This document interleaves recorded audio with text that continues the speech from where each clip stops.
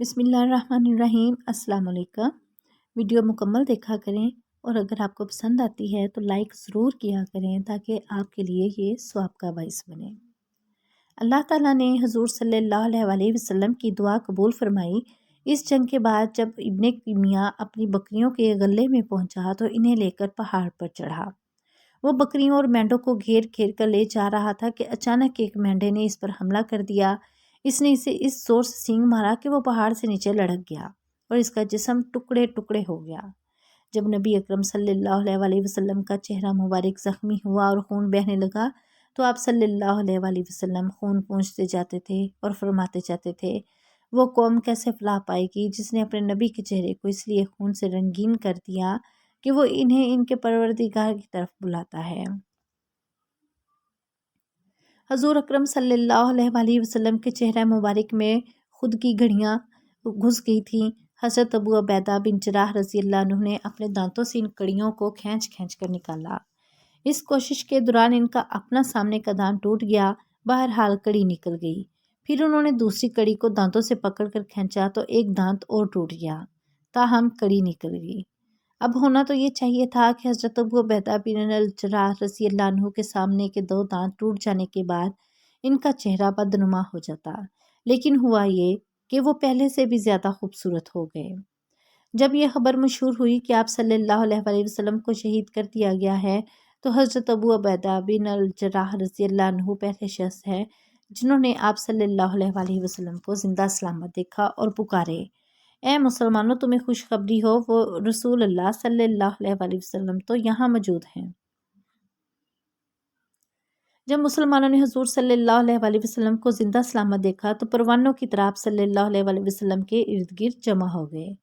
آپ صلی اللہ علیہ وسلم ان سب کے ساتھ ایک گھاٹی کی طرف روانہ ہوئے۔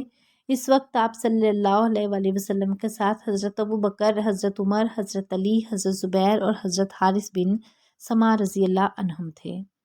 اس روز حضرت زبیر بن عوام رضی اللہ عنہ نے بھی زبردست ثابت قدمی دکھائی تھی اور آپ صلی اللہ علیہ وسلم کی حفاظت میں موت کی بیعت کی تھی، یعنی یہ عہد کیا تھا کہ آپ کی حفاظت میں جان تو دے دیں گے لیکن ساتھ نہیں چھوڑیں گے۔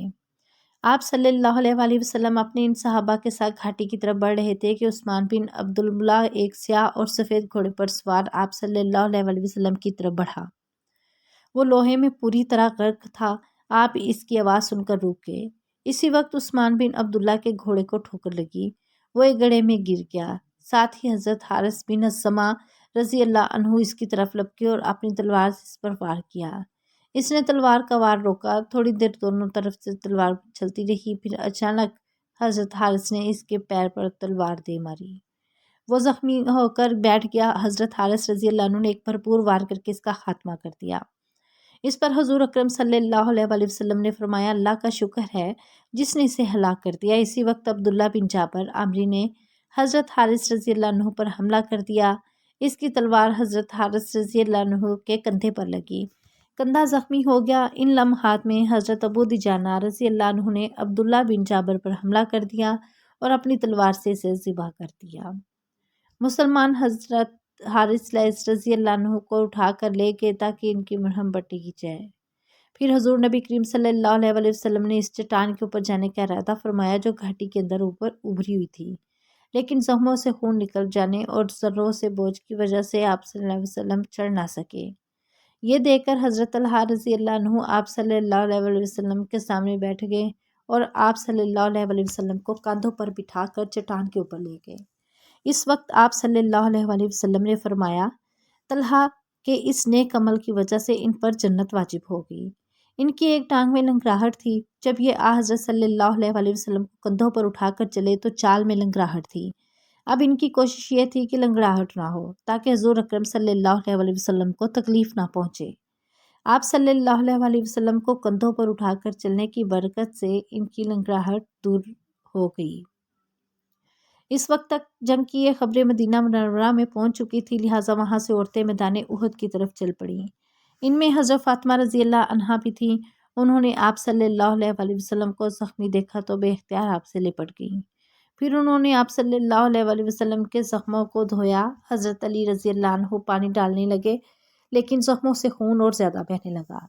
تب حضرت فاطمہ رضی اللہ عنہا نے اپنی چادر کا ایک ٹکڑا پھاڑ کر جلایا۔ جب وہ جل کر راکھ ہو گیا تو وہ راکھ انہوں نے آپ صلی اللہ علیہ وآلہ وسلم کے زخموں میں بھر دی۔ اس طرح آپ صلی اللہ علیہ وآلہ وسلم کے زخموں سے خون بہنے کا سلسلہ رکا۔ حضور صلی اللہ علیہ وآلہ وسلم جب اس چٹان پر پہنچے تو دشمن کی ایک جماعت پہاڑ کے اوپر پہنچ گئی۔ اس جماعت میں خالد بن ولید بھی تھے۔ حضور اکرم صلی اللہ علیہ وآلہ وسلم نے دشمنوں کو دیکھ کر فرمایا، اے خدا، ہماری طاقت اور قوت صرف تیری ہی ذات ہے۔ اس وقت حضرت عمر رضی اللہ عنہ نے مہاجرین کی ایک جماعت کے ساتھ ان لوگوں کا مقابلہ کیا اور انہیں پیچھے دھکیل کر پہاڑ سے نیچے اترنے پر مجبور کر دیا۔ اس کے بعد آپ صلی اللہ علیہ وآلہ وسلم نے ظہر کی نماز ادا کی۔ کمزوری کی وجہ سے یہ نماز بیٹھ کر ادا فرمائی۔ اس لڑائی میں حضرت طلحہ رضی اللہ عنہ کے جسم پر تقریباً 70 زخم آئے۔ یہ نیزوں، برچھیوں اور تلواروں کے تھے۔ تلوار کے ایک وار سے ان کی انگلیاں بھی کٹ گئیں۔ دوسرے ہاتھ میں ان کو ایک تیر آ کر لگا تھا۔ اس سے مسلسل خون بہنے لگا، یہاں تک کہ کمزوری کی وجہ سے ان پر بے ہوشی طاری ہو گئی۔ اس پر حضرت ابو بکر صدیق رضی اللہ عنہ نے ان کے منہ پر پانی کے چھینٹے مارے۔ اس سے انہیں ہوش آیا تو فوراً پوچھا، رسول اللہ صلی اللہ علیہ وآلہ وسلم کا کیا حال ہے؟ حضرت ابو بکر صدیق رضی اللہ عنہ نے جواب دیا، خیریت سے ہیں۔ یہ سن کر حضرت طلحہ رضی اللہ عنہ نے کہا، اللہ کا شکر ہے، ہر مصیبت کے بعد آسانی ہوتی ہے۔ حضرت عبد الرحمن بن عوف رضی اللہ عنہ کے منہ پر ضرب لگی۔ اس ضرب سے ان کے دانت ٹوٹ گئے۔ اس کے علاوہ ان کے جسم پر 20 زخم تھے، ایک زخم ایک پیر پر بھی آیا تھا، اس سے وہ لنگڑا کر چلتے تھے۔ حضرت کعب بن مالک رضی اللہ عنہ کے جسم پر بھی 20 کے قریب زخم آئے تھے۔ غرض اکثر صحابہ کرام رضی اللہ عنہم شدید زخمی ہوئے تھے۔ احد کی لڑائی شروع ہونے سے پہلے ایک شخص قزمان نامی بھی مسلمانوں کی طرف سے جنگ میں شریک ہوا تھا۔ اسے دیکھتے ہی حضور صلی اللہ علیہ وآلہ وسلم نے ارشاد فرمایا تھا کہ یہ شخص جہنمی ہے۔ وہ احد کی لڑائی میں بہت بہادری سے لڑا۔ لڑائی شروع ہونے پر سب سے پہلا تیر بھی اسی نے چلایا تھا۔ لڑتے لڑتے وہ مشرکوں کے اونٹ سوار دستے پر ٹوٹ پڑا اور 8-10 مشرکوں کو آن کی آن میں قتل کر ڈالا۔ بعض صحابہ نے اس کی بہادری کا تذکرہ کرتے ہوئے آپ صلی اللہ علیہ وآلہ وسلم سے کہا، کیا اس تذکرے سے ان کا مقصد یہ تھا کہ آپ نے تو اسے جہنمی فرمایا ہے اور وہ اس قدر دلیری سے لڑ رہا ہے؟ اس پر آپ صلی اللہ علیہ وآلہ وسلم نے پھر ارشاد فرمایا، یہ شخص جہنمی ہے۔ صحابہ کرام رضی اللہ عنہم اس بات پر بہت حیران ہوئے۔